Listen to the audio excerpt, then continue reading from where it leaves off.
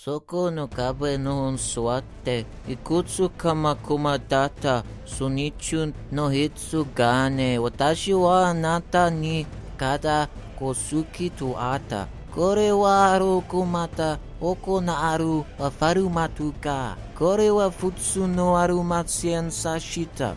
雲は雲を古い。からのあなたを剥がした。彼の口にケロにしゃえじ。彼の雪を吸ってすとんか。これはキツの主につい彼に帰国したものです。私が最も好きなものにいてくるができ。Aquaman, how in God's name are you alive? That's a good question, my old friend. It's so great to see you, man! We should have seen this coming a mile away. Come on, Green Lantern, that's just taking it too far. Gah! Anyway, so tell us, my aquatic friend, how is it you're alive and back with us? Well, seeing as I've no parents and I'm the chosen one, I combined the three partridges of Deus Ex Machina together, and with a little dash of friendship from my buddies, I was brought back to life. Because I'm really super duper important and stuff. Oh no, I see what's going on here. I refuse to take part in this. I am not doing an anime episode. But this is your destiny, bruh. Oh Jesus, there's no such thing as destiny, and I'm not taking part. It's typical that he doesn't want to accept his responsibilities. He's a disgrace to the prophecy. Just 5 minutes ago, you were trying to kill me. Now you're telling me I have some prophecy to fulfill. Get out of here with that bollocks. Green Lantern is right. Us trying to kill you was just part of the prophecy. We had no choice! But why did you put your arm in the air and scream? You can't just scream a line of dialogue to try and trick the audience into thinking it's somehow important. Look, if you don't want to do it, we'll just get Ryo Shinji-san over there to complete the prophecy instead. I'm a good guy. I'm pretty good at fighting, but I'm brash and let my temper get the best of me sometimes. I hate injustice with every being of my soul, but my friends help me get through my troubles along the way. You know, if that guy just fucks off, I'll do whatever the hell you want.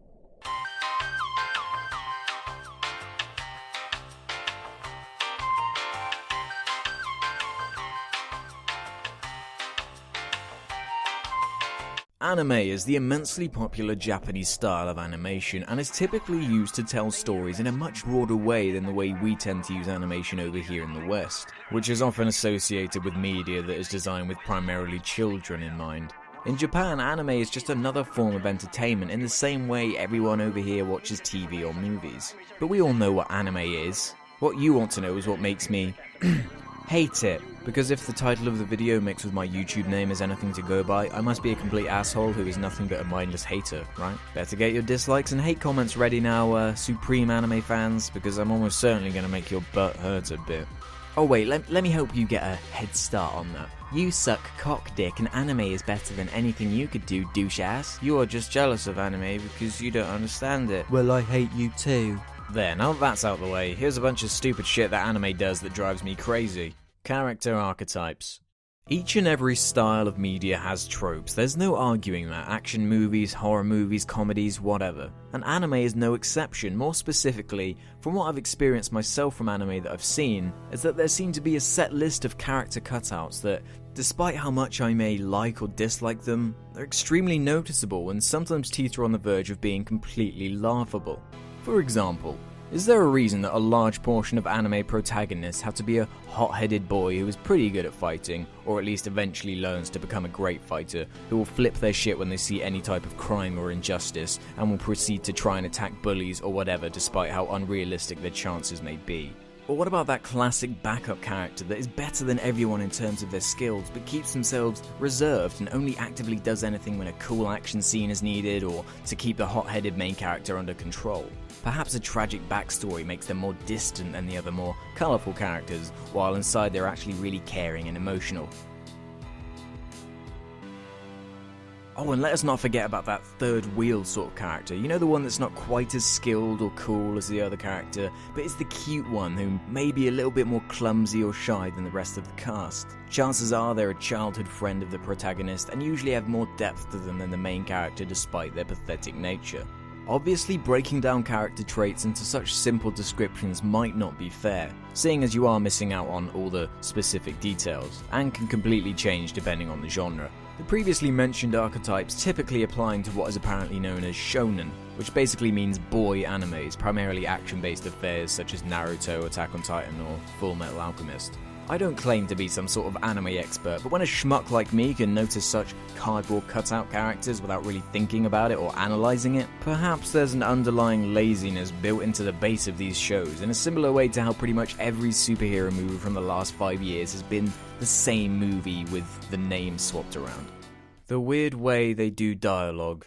Seeing as Japan is such a different culture to what I'm used to, it's no surprise that I have some weird problems with how some animes convey the story through the use of dialogue. It can really stand out to me as being quite heavy-handed and can get quite tiresome to hear characters discuss over and over about why what they are doing is so important, or why what they're about to do is so important. Anime also seems to have the tendency to over-explain the inner workings of how character traits or feelings work. You don't need to explain that a specific character is good at fighting or good at planning things through or whatever it may be, because we can already see those skills in action through the visuals, which admittedly might be a problem down to budget because it is much easier to have someone say a throwaway line of dialogue as opposed to staging an elaborate action scene just to establish that they can fight well. The reliance on story beats such as destiny, fate, or friendship can also get immensely tiresome, especially when we've reached a point where media in general is trying to be more proactive in trying to play with people's preconceived expectations. Again though, this is not a fair representation of the entire genre of anime because it's just so broad and there's so much to choose from, but you know, it is still kind of a problem that I just can't get past. Yeah, stop! I'm only like halfway through my points on anime though. Like I care, I'm really super evil. That's him. That's the guy who killed me. That's why I'm here. To finish the job. Let's take him down, brah. No. This is up to me.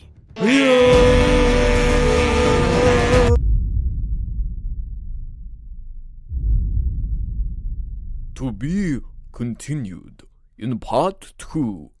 Click here when I actually get it done. Is that racist? I think that's a little bit racist.